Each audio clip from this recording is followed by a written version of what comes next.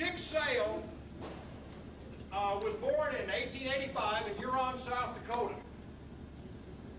His father was a dentist, and apparently he couldn't get enough chickens for pulling teeth back then.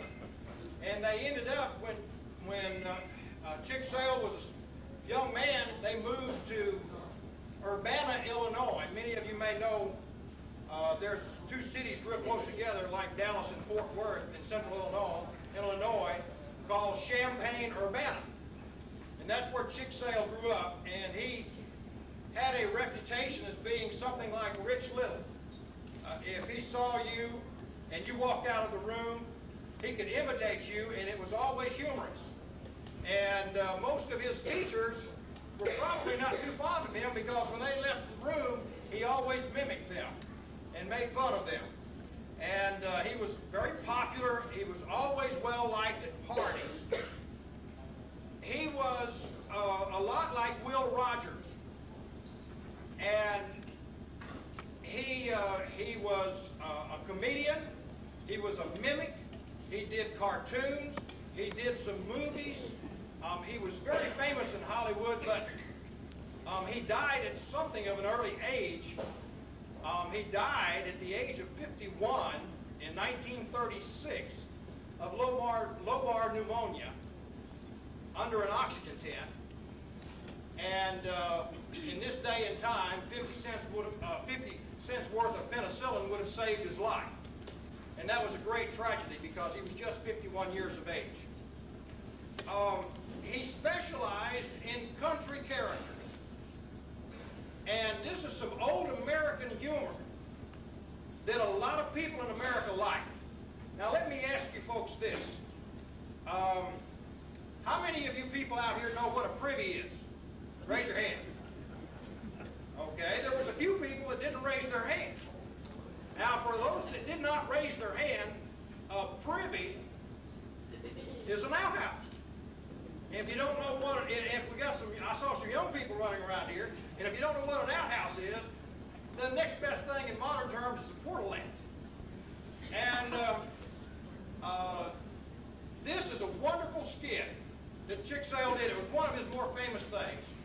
Chic Sale was successful enough in his career that he was, in his obituary, it was in the New York Times. And that tells you a lot about Chic Sale. And they have his picture in the obituary that day in 1936. Don just told you that my name is Ross Sloan. I'm an insurance agent from Mobile. And I was a history major in college. And for a while I was a ministerial student, and one of my religion professors, I remember, he commented, you know, about the vanity, our vanity in modern times, and that we think we are so smart, and that really maybe we're no smarter than the Neanderthal that had a spear in his hand, and he was thinking about the trajectory and how it would go if you did this or did that. And that's one of the things that we're going to see tonight about this character that Don is going to introduce in just a moment. And he does a skit in which it's called The Specialist. And this man specializes in a certain thing, and he thinks about it very deeply, and it's very humorous. And for the sake of the video, I have been in contact with his son in California and his daughter-in-law, Dwight and Laura Sale, out in California. And this particular speech that you folks are about to hear, there's been over 2.5 million copies of it sold worldwide. It's a different style of humor than we're used to in our day and time. This is a bit like a trip like going through an antique store. It's a trip back in time, because this is what people listened to 75 and 85 years ago.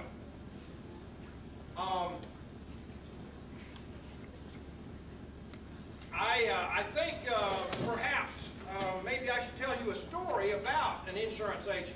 There was this old insurance agent one time that had gotten on up into years, and he went up to his wife and he says, Ma, I sure would like to fly in one of them there newfangled air machines before I get too old and can't enjoy it. And like every red-blooded American wife, she says yes. Don paid me to say that.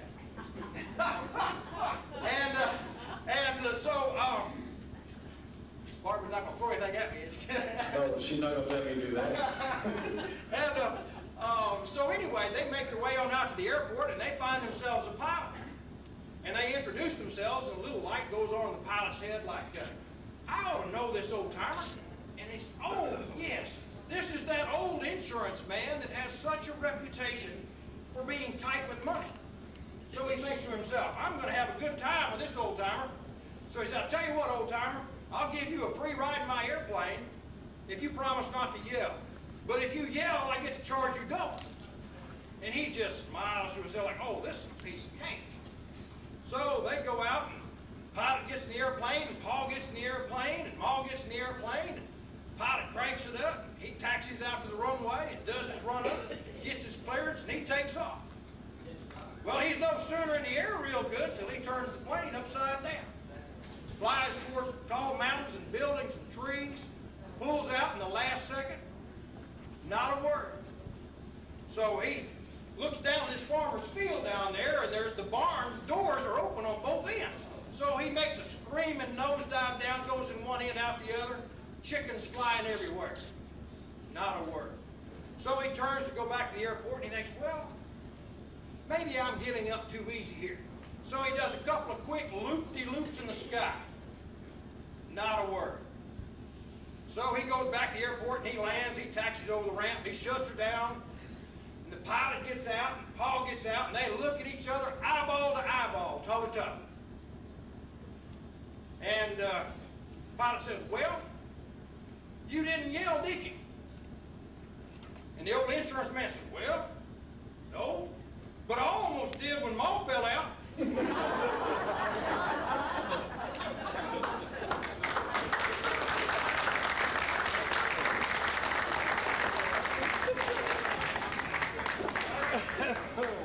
All right, ladies and gentlemen, he's a great specialist, and his name is Lim Putt. Make him welcome, please. Thank you.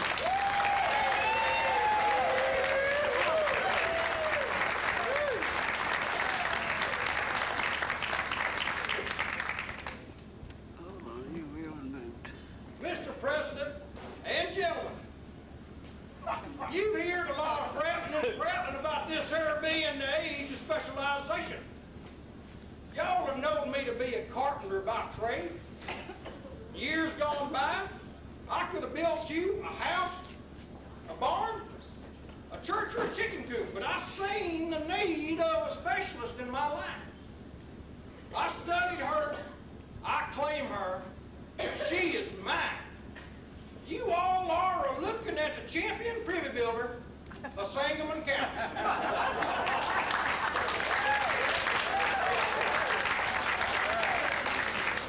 Luke Harkins, he was my first customer. He heard about me specializing and decided to take a chance. I built for him just the average 8-family, 3-homer. With that third job, my reputation was made. And since then, I have devoted all my time and thought to that special line.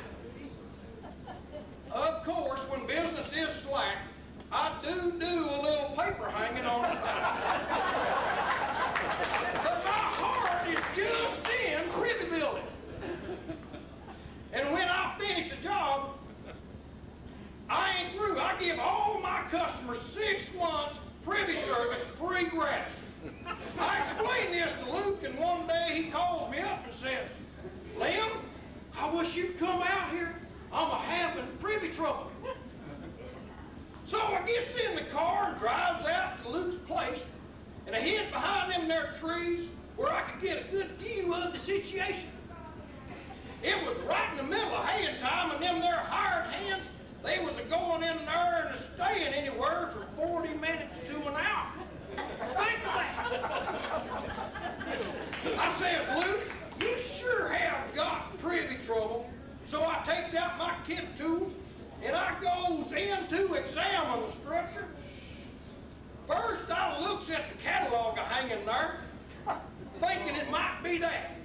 But it wasn't even from a recognized house.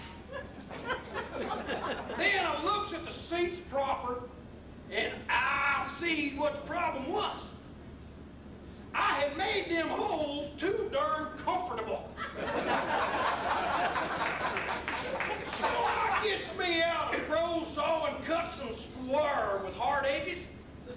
Then I goes back and takes up my position as before, me here, the trees there, and the privy there. And I watched them hard hands going in and out for nearly 2 hours, and not a one of them staying more than 5 minutes.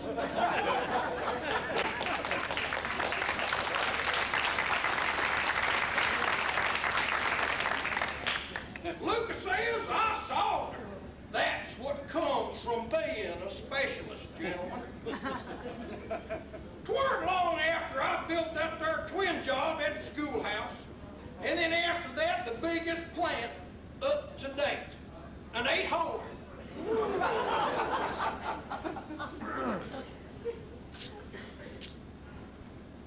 Elmer Ridgway was down and looked it over. Then he come up to me one day and he says, Lem, I seen that 8-holer job you done down there at the corners, and it sure is a dandy. And I figures how I'm going to build on the old Robinson place. I thought I'd ask you to kind of get an estimate for me. You come to the right man, Elmer, I says. I'll be out as soon as I get the roof on the 2-seater I'm putting up for the sheriff. A couple of days later, I drives out to Elmer's place, getting there around about dinner time, knocks on the door a couple of times, and I see that they got a lot of folks in there to dinner, so not wishing to disturb them none, I just goes over to the side of the house and yells out, Hey, Elmer, here I am. Where you want that privy put? Elmer comes out, and we get to talking about a good location. He was all for putting her right alongside a jagged path running by a northern spy tree. I wouldn't do it, Elmer says, and I'll tell you why. In the first place, her being near a tree is bad.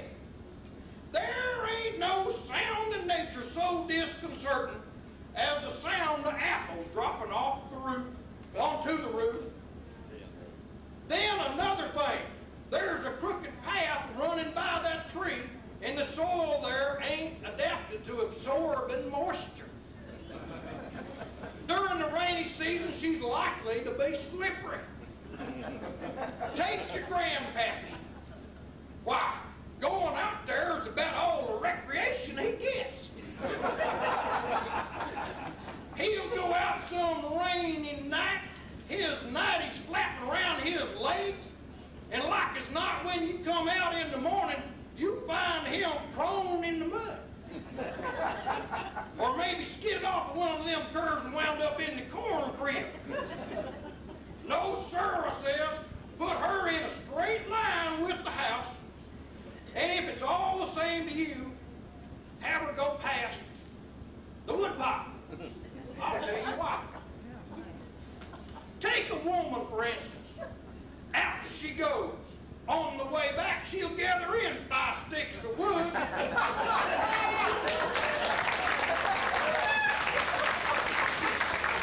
Why, the average woman make 4 or 5 trips a day. And there's 20 sticks of wood in your wood box without no trouble. On the other hand, why, take a timid woman. If she sees any men folks around, she's too bashful to go direct out. So she'll go to the woodpile and pick up wood and go back to the house and watch her chance. Why, the average timid woman, especially a new hire girl, I've known them to make as many as 10 trips to the woodpile before she goes in, regardless. On a good day, you'll have your wood box filled by noon. Right there's a saving of time. Yeah. Now about the digging a heart. You can't be too careful about that, I says. Dig her deep, dig her wide. It's a mighty sight better to have a little privy over a big hole than a big privy over a little hole.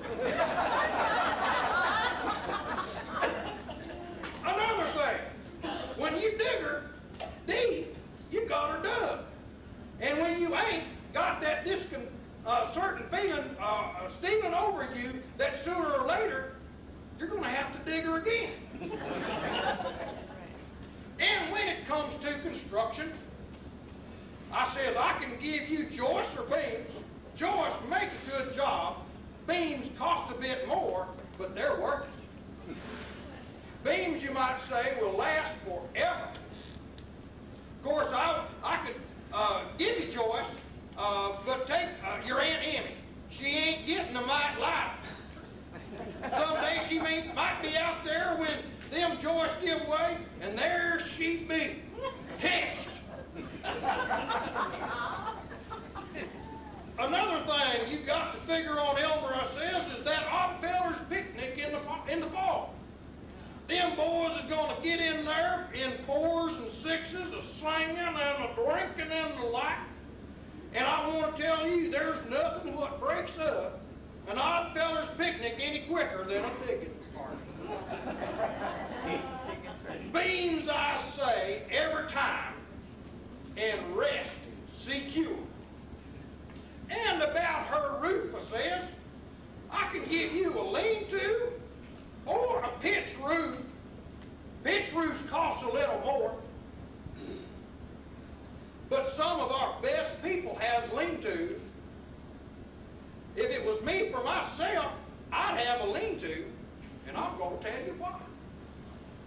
A lean-to has 2 less corners for the wasp to build their nest in. And on a hot August afternoon, there ain't nothing so disconcerting as a lot of wasps buzzing around while you're sitting there doing a little reading and a figuring and a thinking. Another thing I says, a lean-to gives you a high door. Take that son of yours shooting up like a weed. Don't any of him seem to be turning under. If he was trying to get under a pitch roof door, he'd crack his head bone every time. Take a lean-to, Elmer. They ain't stylish, but they is mighty, mighty practical. Now about her furnishings. I can give you a nail or a hook for the catalog, and besides a box for the cobs. You take your pa, for instance. He's of the old school, and naturally he prefer the box. So put them both in, Elmer. Won't cost you a bit more for the box and keeps pace in the family. You can't teach an old dog new tricks, I says. And as long as we're on furnishings, I'll tell you about a technical point that was put to me the other day. The question was this: what is the life, or how long will the average mail order catalog last in just the plain, ordinary 8-family freeholder? It stumped me for a spell. But this being a reasonable question, I checked up and found that by placing the catalog in there, say around January, when you get your new one, you should be into the harness section right about June. But of course now, that ain't through apple time and not counting on too many of them there city visitors. And another thing, they've been putting so many of those stiff-colored sheets in the catalog here lately that it makes it hard to figure. Something really ought to be done about this, and I've been thinking about taking it up with Mr. Sears Roebuck himself. As to the latch for her, I can give you a spool and a string, or a hook and an eye. The cost of a spool and string is practically nothing, but they ain't positive in action. If somebody comes out and starts rattling the door, either the spool or the string is apt to give way. And there you are. But with a hook in an eye, she's yours, you might say, for the whole afternoon. If you're so minded. Put on a hook and an eye of the best quality, because there ain't nothing that'll rack a man's nerves more than be sitting there a pondering without a good, strong, substantial latch on the door. And he agreed with me. Now I says, what about windows? Some want them, some don't. They ain't so popular as they used to be. If it was me, Elmer, I'd say no windows. And I know you can't guess, but I'll tell you why. Take, for instance, somebody coming out, maybe they just in a hurry, or maybe they waited too long. If the door don't open right away and you don't answer them, 9 times out of 10, they'll go around to that there window, and you don't get the privacy you're a mind to. Now about the ventilators or the designs I cuts on the door. I can give you stars, diamonds, or crescents. There ain't much choice. All give good service. A lot of people like stars because they throw a ragged shadow. Others like crescents because they're graceful and simple. Last year we was cutting a lot of stars, but this year people are kind of quieting down and running more to the crescents. I do cut twin and hearts now and then for young married couples, and bunches of grapes for the newly rich.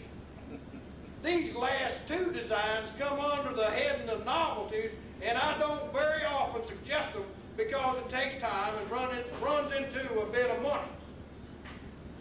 I wouldn't take any snap judgments on her ventilators, Elmer, I says, because they've got a lot to do with the beauty of the structure. And don't overdo it like Dr. Turner did. He wanted stars and crescents both, against my better judgment. And now he's sorry. But it's too late, because when I cut them, they're cut. And gentlemen, you can get mighty tired of sitting there day after day looking in the ventilator and ain't to your liking. Now it says, how do you want that door to swing? Opening in or opening out? He said he didn't know. So I says, it should open in. And this is the way it works out. Place yourself in there. The door opening in, say, about 45 degrees. This gives you air and lets the sun beat in. Now, if you hear anybody a-coming, you can give her a quick shove with your foot. There you are. But if she swings out, where are you?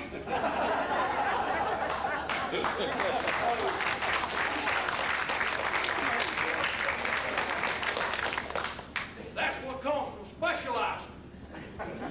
You can't run the risk of having her open for air or sun, because if anyone comes, you can't get up off that seat, reach way around and grab her without getting caught. Now, can you? He could see I was right. So I built this door like all my doors, swinging in, and of course facing east to get the full benefit of the sun. And I tell you, gentlemen, there ain't nothing more restful than to get out there in the morning, comfortably seated, with the door open about 3/4 open. The old sun beating in on you sort of relaxes the body, makes you feel mighty, mighty restful. Now it says about the painting of her. What color do you want her, Elmer? He said red. Elmer, I says, I can paint her red, and red makes a bright, beautiful job. Or I can paint her a bright green or any one of a half-dozen different other colors, and they're all mighty pretty. But it ain't practical to use a single solid color. And I'll tell you why. She's too darn hard to see at night. You need contrast, just like they use on them railroad crossing bars, so you can see them in the dark. If I was you, I'd paint her bright red with white trimmings, just like your barn. Then she'll match up nice in the daytime, and you can spot her easy at night. when you ain't got much time to go scouting around. There's a lot of fine points in the privy building and to building a first-class privy that just the average man don't think about. It's no job for an amateur. Take my word for it. There's a whole lot more to it than you can see by just taking a few squints at your neighbors. Why, one of the worst tragedies around here in years was because old man Clark boys thought they know something about this kind of work. No, they didn't. Old man Clark, if he's a day, he's 97, lives over there across the holler with his boys. Asked me to come over and estimate a job for him. My price is too high. So they decided to do it themselves. And that's where the trouble begun. I was doing a little paper hanging at the time for the widow that lives down there past the old creamery. And as I drive by, I could see the boys working. Of course, I didn't want to butt in. So I used to just holler at them on the way by and say, right neighborly like, "Hey boys, say you're doing a little building there." You see, I didn't want to act like I was butting in on their work, but I knew all the time they was going to have trouble with that there privy. And they did. From all outside appearance, it was a regulation job. But not being experienced along this here line, they didn't anchor her. You see, I put a 4x4 that runs from the top right straight down 5 feet into the ground. That way you don't never see any of my jobs upset Halloween night.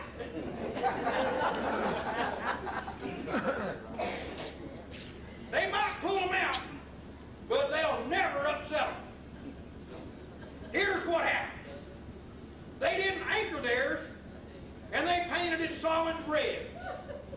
2 powerful bad mistakes. Halloween night come along, darker than pitch. Old man Clark was out in there. Some of them devilish neighbor boys was out for no good. And they upset her with the old man in it. Of course, the old man got to calling, and his boys heard the noise. One of them says, "What's that racket? Somebody must be at the chickens." So they get a lantern and they start out to the chicken shed. They didn't find anything wrong there. And they started back to the house. Then they hear the dog bark, and one of the boys says, "Sounds like that barking's over there towards the privy." It being painted red, they couldn't see she was upset. So they started over there. In the meantime, the old man had gotten so confused that he started to crawl out through the hole. Yelling for help all the time. The boys recognized his voice and they come running. But just as they got there, he lost his hold and he fell. After that, they just called him. Didn't go near him at all. So you see what a tragedy that was. And they tell me that he's been near about ostracized from polite society ever since. Well, time passed, and I finally got Elmer's job done. And gentlemen, everybody says that next to my 8-holer, it's the finest piece of construction work in Sangamon County. Sometimes when I get to feeling blue and thinking I've done hitched my wagon to the wrong star, and maybe I should have took up chiropractic or veterinary, I'll just pack the little woman and the kids in the back of my Model T and start out aiming to fetch up at Elmer's place long about dusk. We gets there to the top of the hill, overlooking his place. We stops, I slips the gear into mutual, and we just sit there looking at that beautiful sight. There sits that privy on the knoll, near the woodpile, painted red and white, morning glories growing up over her, and Mr. Sun bathing her in a bursting yellow color as he drops behind them there hills. You can hear the dog barking in the distance, bringing up the cows for milking, and the slow squeak of Elmer's windmill pumping away, day after day, same as me. As I look at that beautiful picture of my work, I am proud. I heave a sigh of satisfaction. My eyes fill up, and I says to myself, folks are right when they say that next to my 8-holer, that's the finest piece of construction work I ever done. And I'm sitting on top of the world. And I hope that boy of mine, who's growing up like a weed, will continue the work when I'm gone. With one last look as we pulls away, I slip my arm around the missus and says, Nora Mae,